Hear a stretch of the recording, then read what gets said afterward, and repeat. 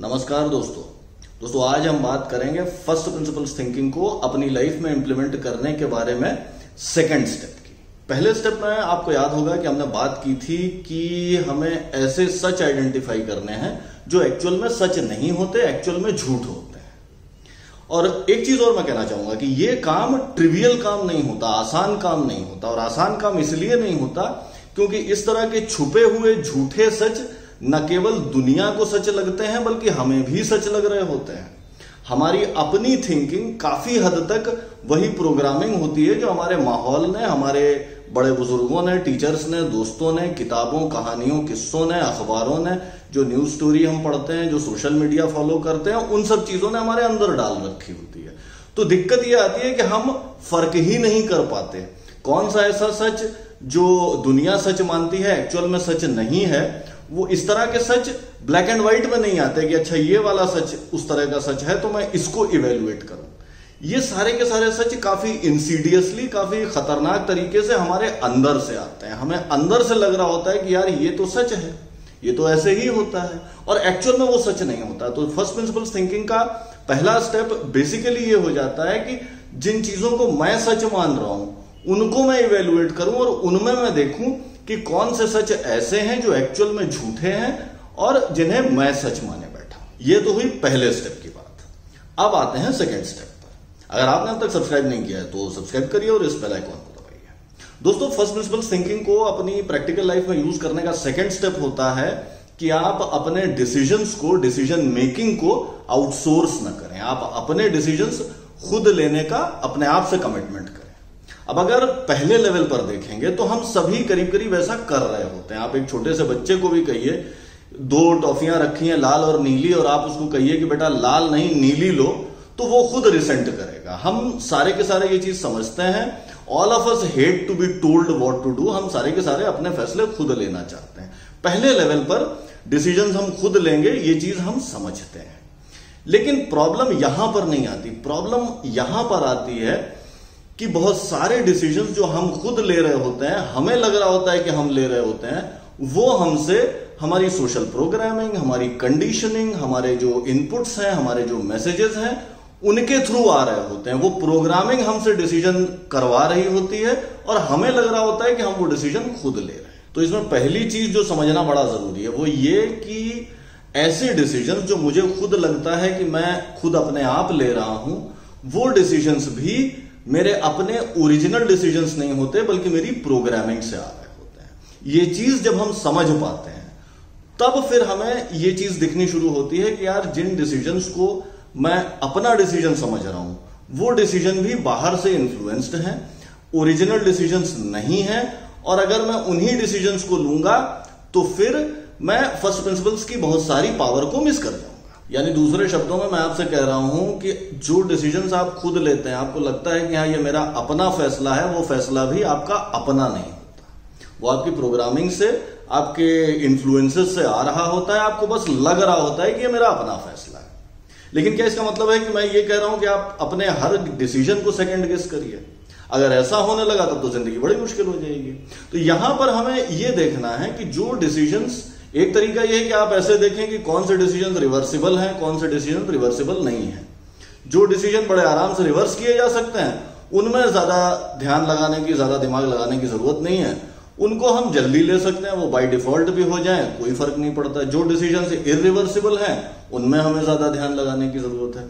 दूसरा तरीका सोचने का यह हो सकता है कि जिन डिसीजंस के गलत होने की कॉस्ट बहुत ज्यादा नहीं है, उन डिसीजंस पे मैं बहुत ज्यादा एनर्जी नहीं लगाऊंगा। ठीक है, वो भले ही प्रोग्रामिंग से आ रहा हूं, भले ही इन्फ्लुएंसेस से आ रहा हूं, कोई फर्क नहीं पड़ता क्योंकि गलत होने की कॉस्ट बहुत ज्यादा नहीं है। इसलिए वहां पर फर्स्ट प्रिंसिपल्स अप्लाई करने का बेनिफिट भी बहुत ज्यादा नहीं है।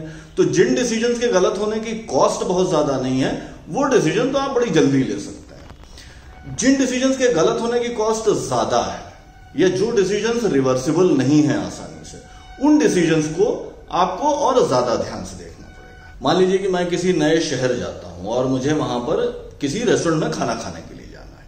अब ये decision typical low cost decision है, इजीली रिवर्सिबल डिसीजन है। अगर मेरा डिसीजन गलत होता है, अगर मैं ऐसे रेस्टोरेंट में जाता हूं जहां का खाना मुझे अच्छा नहीं लगता, तो मेरे लिए कॉस्ट कुछ नहीं है, मुझे जो पैसा वहां पे देना पड़ेगा बस उतनी ही कॉस्ट है, कुछ खास कॉस्ट नहीं है। तो ये इस तरह के डिसीजन है जो मैं बड़े आराम से ले सकता हूं, मैं इंकी पिंकी पोंकी करके भी ले सकता हूं। बाय डिफॉल्ट डिसीजन जो भी हो जाता है कुछ खास फर्क नहीं पड़ता। लेकिन अगर मैं कोई करियर डिसीजन लेने जा रहा हूं, अगर मैं ये डिसाइड कर रहा हूं कि मैं जॉब छोड़ करके बिजनेस करूं या ना करूं, या मैं ये वाली जॉब इस फील्ड में, जिस फील्ड में मैं काफी लंबे समय से काम कर रहा था, उस फील्ड में जॉब छोड़ करके किसी नए फील्ड में घुसूं, इस तरह के जो डिसीजंस हैं वो इजीली रिवर्सिबल नहीं होते, उनकी कॉस्ट अच्छी खासी होती है। और इस तरह के डिसीजंस में आप चाहेंगे कि आपका ओरिजिनल थॉट लगे, डिसीजन की क्वालिटी बड़ी अच्छी हो, और हो सके तो फर्स्ट प्रिंसिपल्स थिंकिंग की पावर भी आपको यहां पर मिले। यानी जो हाई कॉस्ट डिसीजंस हैं या जो आसानी से रिवर्सिबल डिसीजंस नहीं हैं, उन डिसीजंस में मैं ये लंबे प्रोसेस से जाना चाहता हूं। मैं ये सोचना चाहता हूं कि हाँ, जो डिफॉल्ट डिसीजन मैं ले रहा हूं शायद वो बेस्ट तरीका नहीं है, और क्या इस काम को करने के कोई और भी तरीके हो सकते हैं। और वहां पर आप चाहते हैं कि आप उसी काम को, जो आपका ऑब्जेक्टिव है, उस काम को करने के 2-3 और रास्ते निकालें, 2-3 और तरीके खोजें। जितने भी डिसीजन ऑप्शंस आपको हैं उनको प्रिडिक्ट करने की कोशिश करें कि भाई अगर मैं ये डिसीजन लेता हूं, अगर मैं इस जॉब में जाता हूं तो फिर क्या होगा, मैं नए फील्ड में जॉब लेता हूं तो फिर क्या होगा। वो 2-3 स्टेप आप प्रिडिक्ट करने की कोशिश करें। या अगर मैं जॉब छोड़ करके बिजनेस करता हूं तो फिर क्या होगा, शुरू में मुझे पैसा नहीं मिलेगा, शुरुआत में मुझे काफी दिक्कतें हो सकती हैं, थोड़े समय के बाद अगर मैं लगा रहूंगा तो मैं कुछ ना कुछ तैयार कर लूंगा, कुछ ना कुछ बनना शुरू हो जाएगा, बिल्ड होना शुरू हो जाएगा, और बाकी प्रॉब्लम सॉल्व हो जाएंगी। तो बेसिकली जो इरिवर्सिबल डिसीजंस हैं उनके बारे में एक काम तो मुझे ये करना है कि मुझे मल्टीपल ऑप्शन जनरेट करने हैं, कि मैं ये देखूं कि जो मेरा एंड ऑब्जेक्टिव है उसको सॉल्व करने के क्या कोई और तरीके हैं। मान लीजिए कि मैं 2-3 ऑप्शंस और खोज लेता हूं, तो 2-3 ऑप्शंस और एक मेरा जो डिफॉल्ट डिसीजन था, इन चारों ऑप्शंस को मैं थोड़ा सा फ्यूचर में प्रोजेक्ट करूं, कि मैं प्रिडिक्ट करने की कोशिश करूं कि भाई क्या क्या होता मुझे दिख रहा है। और ऑब्वियसली वहां पर भी आपको ये ध्यान रखना है कि आप उनकी प्रोबेबिलिटीज को भी ध्यान रखिए। ये नहीं कि आप बहुत सारी कहानियां पढ़ी आपने स्टार्टअप्स की और आपको लगा कि यार जॉब छोड़ के बिजनेस करेंगे, 6 महीने में मिलियंस कमाने लग जाएंगे, और उसके बाद हवाई में बैठ करके केवल बीच पे मछलियां देखेंगे। तो ऐसा नहीं करना है आपको। बेसिकली स्टोरीज से इन्फ्लुएंस नहीं होना है। जब भी आप अपने डिसीजंस को प्रिडिक्ट कर रहे हो, आपको प्रोबेबिलिटीज का ध्यान रखना है। और प्रिडिक्शन एक अपने आप में काफी लंबा टॉपिक है, उसको डिटेल में कवर करेंगे।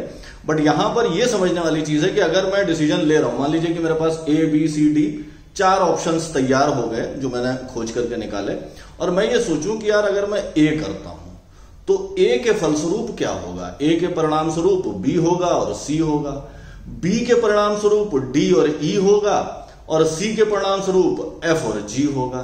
तो अगर मैं, और ये जो A, B, C, D ये सारी की सारी चीजें हैं, इनके प्रोबेबिलिटीज क्या हैं, अगर मैं ये एनालिसिस कर पाता हूं तो मुझे अपने आप में काफी सारी इंसाइट्स मिल जाती हैं जो मुझे बहुत सारे ऐसे नए आइडियाज के सामने रख देती हैं, बहुत सारे ऐसे नए आइडियाज के साथ रूबरू करा देती हैं जो कि मेरे डिसीजन मेकिंग को काफी अच्छा कर सकते हैं। और जब मैं ये एक्सरसाइज इन चारों ऑप्शंस के लिए करता हूं तो फिर मुझे काफी सारी नई इंसाइट्स मिलती हैं जो मेरी प्रोग्राम्ड या डिफॉल्ट डिसीजन मेकिंग का हिस्सा नहीं थे। यानी जो रिवर्सिबल डिसीजंस नहीं है, जो इरिवर्सिबल डिसीजंस हैं, या हाई कॉस्ट डिसीजंस हैं, या हाई इंपैक्ट डिसीजंस हैं, उस तरह के डिसीजंस में आपको ऑप्शन जनरेशन की एक्सरसाइज भी करनी है, बहुत सारे ऑप्शन जनरेट करने हैं।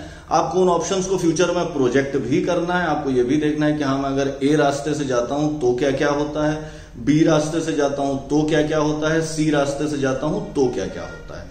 और आपको उनको यह भी देखना है कि क्या होने की कितनी प्रोबेबिलिटी है, कितनी संभावना है। अब आप कहेंगे कि ये सारा का सारा तो बड़ा कॉम्प्लेक्स है।